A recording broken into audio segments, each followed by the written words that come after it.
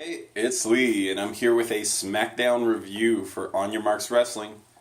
Um, this was an important episode of Smackdown, obviously. Big news came out today. Daniel Bryan was cleared to wrestle again, and you knew that would probably be a major storyline on the show. And sure enough, the show starts with Daniel Bryan. I actually expected an even bigger ovation than he got, but he certainly got a big ovation. And he delivered a promo. I don't even want to call it a promo. This was just, it felt pretty real to me. Um, I was reminded of his retirement, and I gotta admit it, I was brought to tears again. I get super emotional when I watch TV, though. I'm a weirdo like that. I don't cry in real life, so I have to do it while I watch things. He is just the most likable person on earth, which basically, gets you to pull for him. So it was great to hear him. He had a few tears, but that was to be expected. Um, yeah, he delivered everything he wanted to deliver perfectly. Um, I have nothing to complain about. I just thought this was a great moment. I kind of wish it would have gone twice as long. I just really enjoyed it. But you kind of have to have a wrestling show around it. And so we went to commercial, and when we came back, it was Shinsuke Nakamura versus Rusev. Um, the match was okay. Rusev kind of dominated for quite a bit, but Nakamura manages to win at the end of the match with kind of I guess it's always at the end of the match that you win, right? Not the smartest today. But yeah, he kind of gets a sneaky pin on Rusev. Styles is at ringside throughout the match, but he's not on commentary. So Nakamura wins. Aiden English attacks Nakamura. Similar to what Nakamura did last week, Styles takes his time before trying to jump in there and stop the beating that Nakamura is taking at the hands of Rusev and Aiden English. But unlike last week, Nakamura actually kind of gets the upper hand on English and Rusev. And by the way, by the time that Styles is ready to go in there, Nakamura's just in the ring looking at Styles. I thought this was a perfect kind of move. I would have liked a better match before it, but that's fine.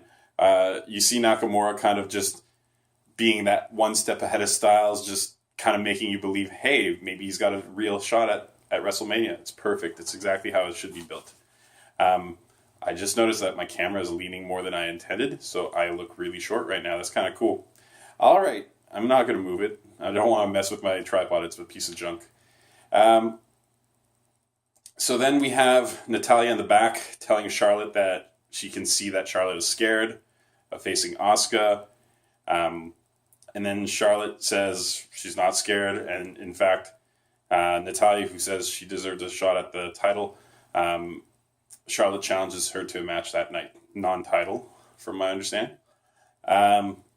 Then we go to commercial, come back. Nakamura cuts a promo on Styles. Just a knee to the face type of promo saying he's going to beat him at WrestleMania. So then we get a match between Ty Dillinger and Baron Corbin, because we've never seen this before. Nothing particularly special comes from this match. The only kind of notable spot is kind of a messed up spot where Dillinger jumps off the top rope.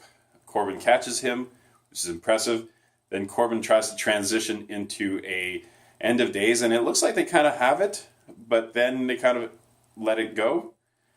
So the announcers did a good job of saying that Ty Dillinger basically dead-weighted Corbin, and then Corbin throws him out of the ring and eventually gets end of days on him. Probably delayed the match by another 45 seconds max. No harm, no foul. I thought it was actually kind of well handled by everybody, so that was fine. So then we get the Charlotte versus Natalya match. I actually liked the beginning of this match. Charlotte brought back a few of her moves that we haven't been seeing as much of late. The whole having I don't even know what it's called, but where she has her legs wrapped around the person and then bangs their head into the ground. Hadn't seen that in a little while. There were there's also the kind of bridging pin move that she does where she rolls over. Hadn't seen that in a while either. Natalya hits a powerbomb on Charlotte, Natalia's sit-down powerbomb or sit-out powerbomb is very solid. I actually really like that move. I think she could use it as a finisher if she didn't have that sharpshooter. Just a hint over here. Okay. I think every wrestler should probably have a submission and a move. Seems like a good idea. Like, Styles has it right. He's got 2 or 3 finishers. It's perfect. Notable spots. At one point, Charlotte has her in a figure 4 and they slap each other in the face. I thought that was all right. Eventually, Natalya does hit a superplex on Charlotte, but she can't pin her. We hear Carmella's music. She runs out to the ring. She's trying to cash in. Charlotte attacks her before it's official, and Natalya gets a distraction roll-up on Charlotte.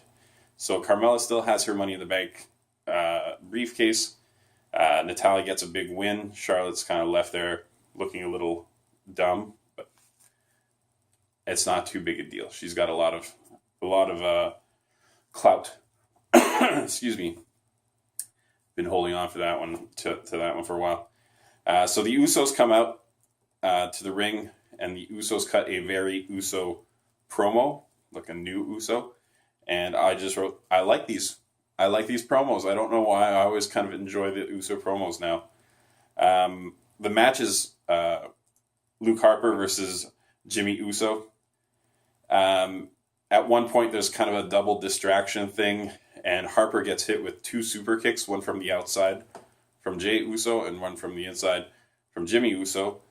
So Jimmy gets a near fall on Harper, but eventually Uso's on the top rope or on the ropes, and Harper hits his head into the top of the post, and from there Harper hits a discus clothesline, finishes off Uso. The match was okay. It wasn't great, but I thought the pre-match promo was pretty solid. So then Jinder Mahal is out for a kind of boring I deserve a U.S. title shot promo, but he's got a U.S. title shot at WrestleMania. Bobby Roode's music interrupts, and he comes out and says Jinder doesn't deserve any respect. And then just before Roode can say glorious, then we get Randy Orton to come out, and Orton comes out and tells Jinder to just shut up. And he says that he sucks without the Singh brothers. He basically says that's what everybody knows, is that you suck without the Singh brothers, which I thought was all right. Mahal, essentially, things are about to come to a head, and Mahal just essentially sacrifices one of the Singh brothers, and Orton hits a draping DDT on him, and then Orton's setting up for the RKO, but Roode cuts in and hits his glorious DDT on the Singh brother. And then there's a kind of exchange of attempted finishing moves from Orton and Roode on each other, but nothing comes from it. That's pretty much it. It was okay. I actually thought Orton kind of shined most in this little segment. Then we got Naomi and Becky versus Sarah Logan and Liv Morgan. Very, very kind of lame match, death spot kind of match. I wrote one note. I wrote Logan's knees. She did like a double knees to a downed opponent, and I thought it looked kind of cool. And then I wrote that the good guys won. So there you go. That's something. Now we see Bryan backstage, and he's told that Sami Zayn and Kevin Owens are actually in the arena. They weren't there in the beginning part of the show. He meets them in the ring. They're excited to see him. They just tell him that they were going to be there no matter what because they're really excited for Bryan. And then Bryan explains, you beat up your boss. You crossed a line that you shouldn't have crossed. Like, I don't understand how you don't see that what you did was really wrong. And then he basically fires them. And then he puts out a hand because he tells them that he really respects them, but he had no choice. He had to fire them. And they shake his hand, but before leaving the ring, they decide to attack him.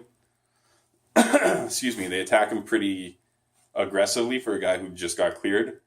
But he has a nice little comeback. You kind of see some of his old moves. Eventually, though, Owens and Zayn do get the best of him, and he eats quite a few moves. Like, they did not go easy on him.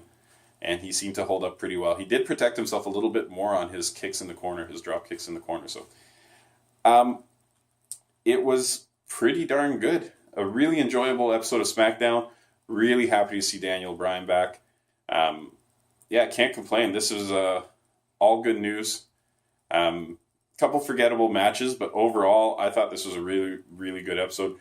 Starts off on a really strong point. I would have still liked to see, excuse me, Bryan kind of prevail at the end. I get why he doesn't, but I don't know. It would have been nice to finish the show on a really happy note. But yeah, I can't complain. I'm really happy with that episode. I'm going to give it a number grade. I'm going to say 8.5 out of 10. It was that good. All right. Thanks for watching. Bye.